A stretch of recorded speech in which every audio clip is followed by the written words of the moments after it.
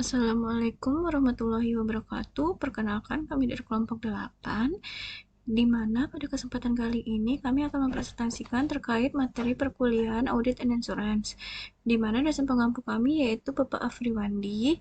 Di sini pada kesempatan kali ini kami akan mempresentasikan terkait laporan audit bentuk baku, di mana yang beranggotakan saya sendiri, Medini Karunisa, dan rekan saya Gita Novianti Natalina. Nah, pada kesempatan kali ini saya akan mencoba menjabarkan terkait laporan audit bentuk baku, di mana laporan audit bentuk baku ialah laporan yang diterbitkan oleh seorang auditor ketika seluruh kondisi audit telah terpenuhi. Tidak ditemukan lagi kesalahan saji yang signifikan yang tidak diperbaiki. Serta laporan ini berisi tentang pendapat auditor bahwa laporan keuangan telah disajikan secara wajar sesuai dengan aturan-aturan yang ada.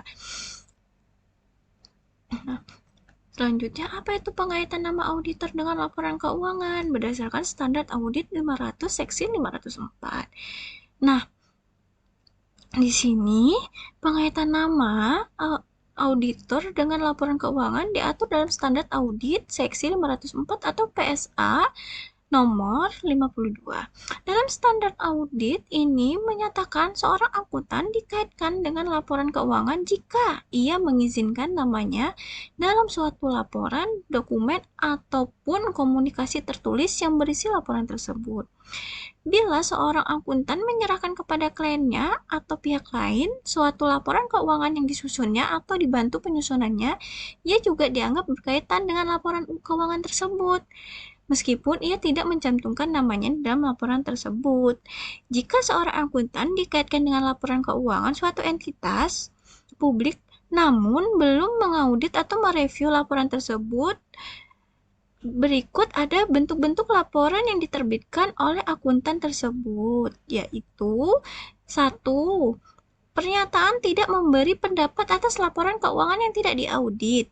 Jika akuntan menyadari bahwa nama yang dimasukkan dalam komunikasi tertulis suatu entitas publik yang disusun oleh klien yang berisi laporan keuangan yang tidak diaudit atau direview, ia harus meminta bahwa namanya tidak dimasukkan ke dalam komunikasi tersebut.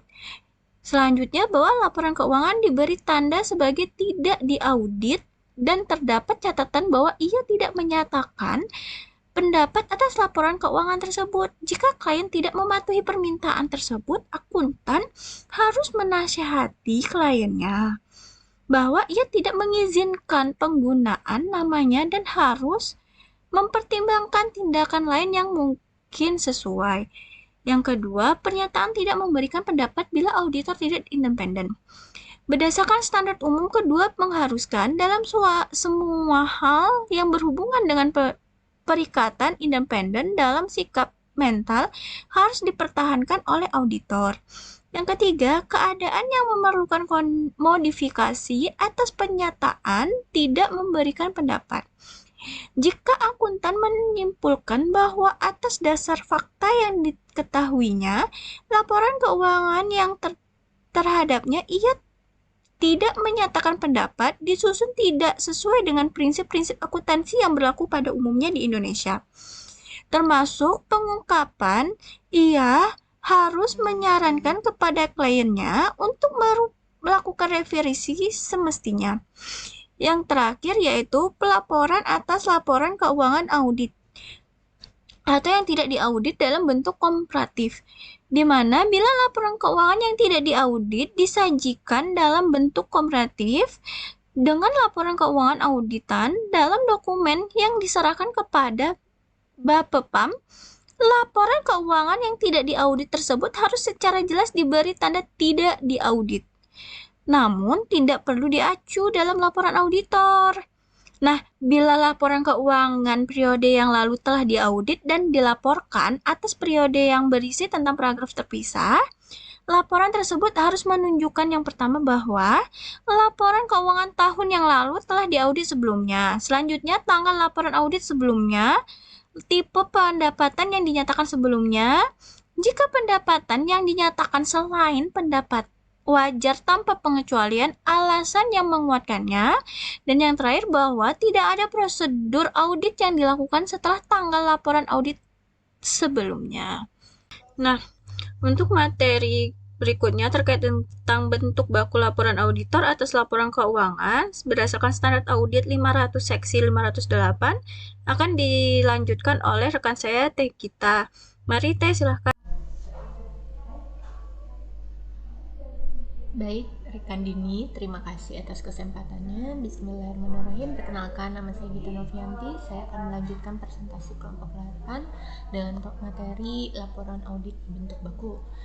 Pembahasan yang kedua ini mengenai bentuk baku laporan auditor atas laporan keuangan berdasarkan standar auditing 500 seksi 508. Standar audit seksi 508 berlaku untuk laporan auditor yang diterbitkan berkaitan dengan laporan audit atas laporan keuangan historis yang ditujukan untuk menyajikan posisi keuangan, hal usaha, dan arus kas sesuai dengan prinsip akuntansi yang berlaku umum di Indonesia. Terdapat 3 paragraf laporan auditor bentuk baku. Pertama, menyebutkan laporan keuangan yang diaudit dalam paragraf pengantar. Terdapat 3 kalimat dalam paragraf pengantar. Kalimat pertama, objek yang menjadi sasaran auditing. Kalimat kedua dan ketiga menjelaskan tanggung jawab manajemen dan tanggung jawab auditor. Yang kedua, paragraf lingkup audit yang berisi pernyataan auditor bahwa auditnya dilaksanakan berdasarkan standar auditing yang ditetapkan oleh organisasi profesi akuntan publik dan beberapa penjelasan tambahan tentang standar tersebut, serta suatu pernyataan keyakinan bahwa audit yang dilaksanakan berdasarkan standar auditing tersebut memberikan dasar yang memadai bagi auditor untuk memberikan pendapat atas jasa laporan keuangan auditan. Ketiga, paragraf pendapat menyatakan pendapatnya mengenai kewajaran laporan keuangan auditan dalam semua hal yang material yang didasarkan atas kesesuaian penyusunan laporan keuangan tersebut dengan prinsip akuntansi berterima umum. Bahasan ketiga yaitu mengenai bahasa penjelasan yang ditambahkan dalam laporan auditor bentuk baku berdasarkan standar audit 500 seksi 508. Keadaan tertentu seringkali mengharuskan auditor menambahkan paragraf penjelasan atau bahasa penjelasan lain dalam laporan auditor bentuk baku. Keadaan tersebut meliputi: 1. Pendapat auditor sebagian didasarkan atas laporan auditor independen lain. Kedua, untuk mencegah agar laporan keuangan tidak menyesatkan. Ketiga, jika terdapat kondisi dan peristiwa yang semula menyebabkan auditor yakin tentang adanya kesangsian mengenai kelangsungan hidup entitas, namun setelah mempertimbangkan rencana manajemen, auditor berkesimpulan bahwa rencana manajemen tersebut dapat secara efektif dilaksanakan dan pengungkapan mengenai hal itu telah memadai. Keempat, di antara periode akuntansi terdapat suatu perubahan material dalam penggunaan prinsip akuntansi atau dalam metode penerapannya. Baik, selanjutnya unsur-unsur laporan audit bentuk baku. Unsur-unsur laporan audit bentuk baku itu terdapat 7 unsur.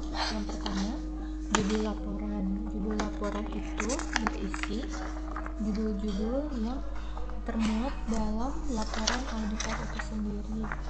Mewajibkan setiap laporan itu diberikan judul laporan dan dalam judul tersebut cantum pula kata independen. Yang kedua, alamat laporan audit. Laporan ini umumnya ditujukan kepada perusahaan, para pemegang saham atau dewan direksi perusahaan. Ketiga, paragraf pendahuluan. Paragraf pertama laporan menunjukkan 3 hal.